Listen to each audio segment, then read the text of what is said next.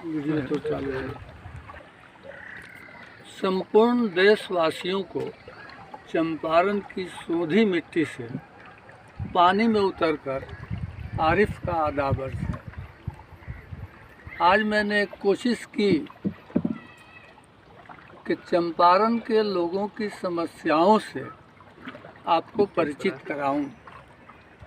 देश में कहीं भी कुछ आता है, सुनामी आता है, कोई आपदा आता है, दुखद बात है, जितनी मदद होनी चाहिए वो कम होता है।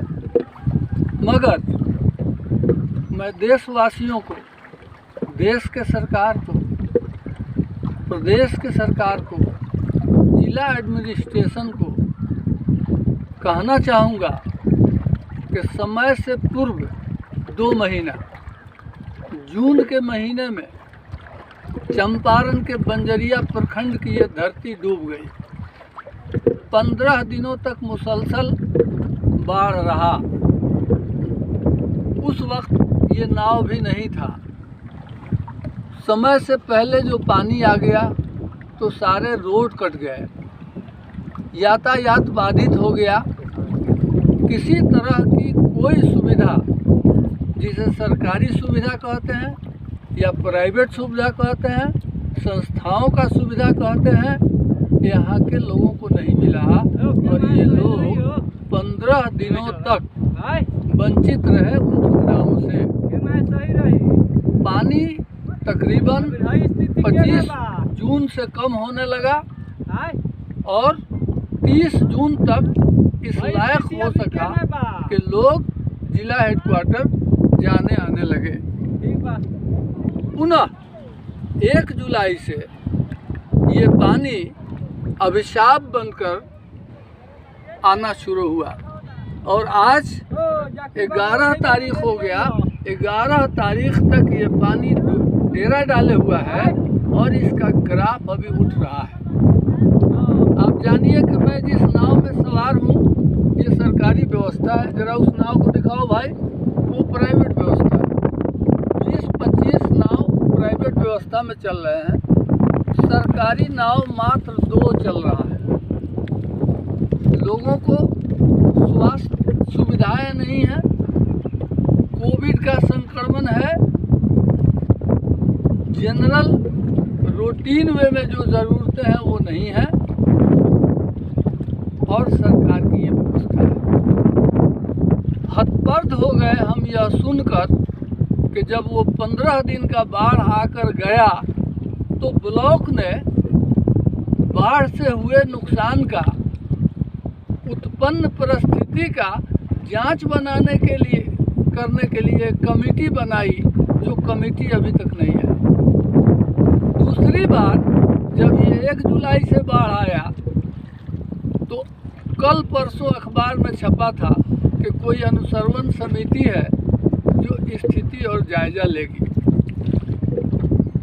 मैं जिस पंचायत में अभी गुजर रहा हूँ ये पचरूखा पश्चिम पंचायत है। जरा उधर देखो भाई, वो सेमरा पंचायत है। जरा पूरब देखो, उधर पचरूखा मध्य पंचायत है।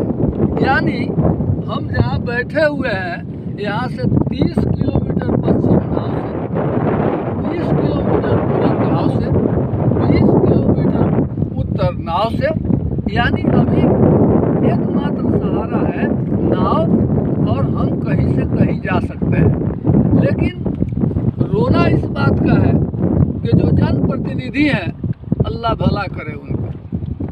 चुनावों के वक्त तो जरूर आते हैं, हम भी उनकी पैरवी में चले जाते हैं, लेकिन जब आफत और विपदा में ये लोग हैं, समय से 2 महीना पहले बाढ़ आ जाने के बाद 1 महीना से बाढ़ में डूबे हुए ये लोग हैं।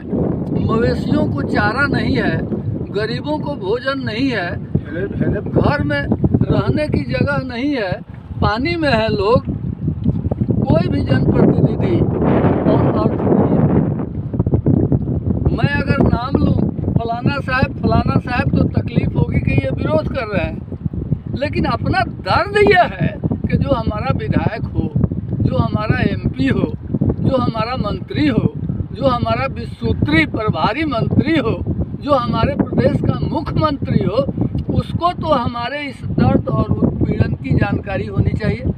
समय पर कुछ न कुछ होना चाहिए। अब अगर कुछ आता भी है, बड़ा ढंढोरा पीटा जा रहा है, कम्युनिटी किचन चला रहे हैं। अरे यार, कहाँ किचन है, जरा बताओ तो। किचन तो वही चला रहे हैं जो 2 शाम का खाना नहीं देते और तस्वीर छपवा रहे हैं। वोट जो सरकारी चल रहा है, उस पर जितने लोग फेसबुकिया है, जितने लोग अपना नेतागिरी चमकाने वाले हैं, वो उसका यूज कर रहे हैं। मेरा ये कहना है कि सरकार को गंभीर होना चाहिए, जिला प्रशासन को गंभीर होना चाहिए। हमारी जो ये समस्या है, ये प्रत्येक वर्ष की समस्या है। अब ये समस्या कुछ ज़्यादा गहरा गई है। ये समस्या अंतर्राष्ट्रीय है। शिव बालक जो महाराज 5 के ज़माने में कट गया, कम ही वर्षा में वहाँ चट्टाने टूटते हैं, सिल्टेशन होता है, नदियों का ग्राफ उठ गया है, पानी आता है और ये पानी बर्बाद कर देता है। जो डैम है, डैम पानी छोड़ देता है। नेपाल का पानी आता है, चाइना का भी पानी यहाँ तक आ जाता है। अब जितनी नदियाँ हैं, सबका ग्राफ उठ गया है। अब ये पानी जो अभी आया है, ये 6 महीना हमें तबाह करेगा, हथिया तक, कुआर के महीने तक। 6 महीना तक हमारा कोई पूछने वाला नहीं होगा और 6 महीने तक हमारा कोई प्रतिनिधि आएगा, सरकार आएगी तो कालर झाड़ के चली जाएगी। समस्या ये अंतर्राष्ट्रीय है, समस्या ये जनजीवन से लगा हुआ है, समस्या ये मानवाधिकार का है। मान लिया जाए कि मनरेगा में यहाँ कहाँ काम कर लीजिएगा, 6 महीना तो डिस्टर्ब रहेगा। मजदूर कहाँ जाएंगे? मिडिल क्लास के लोग जो बीज तक धान का नहीं गिरा सके और डूब गया, पूरी खेती डूब गई। भाई जरा गन्ना दिखा दो इधर, गन्ने मैक्सिमम डूब गए और सूख गए। जो बड़े फसल होते हैं, जो नहीं खत्म होता है, समय से पूर्व फ्लड आ जाने से गन्ना का भी सत्यानाश हो गया। यानी अब बिल्कुल प्लेन हो गया, लेकिन कोई भी नोटिस लेने वाला नहीं है। सड़कें जो हैं हमारी, पिछली बार भी मैं ऑनर्थ ज़मीन पे उतर के, पानी में उतर के जायज़ा लिया था सरकारी सुविधाओं का और आम आदमी के परेशानी का। उस पर सरकार अगर ध्यान दिए होती तो इस साल समय से पूर्व मवेशियों के लिए चारा, कम्युनिटी किचन, नाव इत्यादि का व्यवस्था सरकार करती, जिससे लोग राहत पाते। अब तो 1 महीना होने जा रहा है इस बाढ़ के, अभी तक सरकार नहीं आई है। पिछले साल जो नाव आया था, वो नाव यहाँ चल रहा है, तीसरा कोई नाव अभी नहीं आया है। बात जब आप करेंगे तो किसी को बात करने का फुर्सत नहीं है, किसी को सुनने का फुर्सत नहीं है। जिससे कहिए वो कहता है कि हम क्या करें। अरे भाई, तू नहीं कर सकता, तू विधायक है, विधानसभा में तो उठा सकता है, तू सांसद है, अंतर्राष्ट्रीय सवाल है, लोकसभा में तो उठा सकते हो। समय से पूर्व पानी को रोकने का, हैज करने का, पनबिजली बनाने का तो इंतजाम हो सकता है। पानी को हैज करके मछली पालन तो हो सकता है, पानी को हैज करके सिंचाई का काम तो हो सकता है। 100 काम हो सकते हैं और यहाँ फसलें भी उगाई जा सकती हैं। आप जानते हैं इस पानी के चलते क्या हो रहा है। ये पानी जब फ्लड नहीं होता है तो नेपाली मिलों के मलमूत्र कचड़े, इंडियन मिलों के मलमूत्र कचड़े नदियों में आते हैं। नदियों के सारे जल जीव तबाह हो जाते हैं।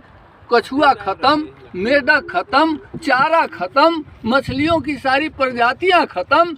अब इन नदियों में कोई साधु संत अपना बर्तन नहीं धोता, कोई साधु संत अब इन नदियों का पानी नहीं पी रहा। यानी ये नदियाँ बैंड हो गई साधु संतों के लिए, ये नदियाँ बैंड हो गई मवेशियों के लिए। और ये मिलों के मलमूत्र और कचरे जब बाहर आते हैं तो खेतों का जो लाल रेटिना है वो ख़त्म कर दिया, इनकी उर्वरक शक्ति भी ख़त्म हो गई, यहाँ सिल्टेशन हो गया। जबकि ये ज़मीन जो डाल दो निकाल देती थी, सोना डाल दो, यानी ये हिमालय के जुल्फ पर बसी ये ज़मीन है, डाल दे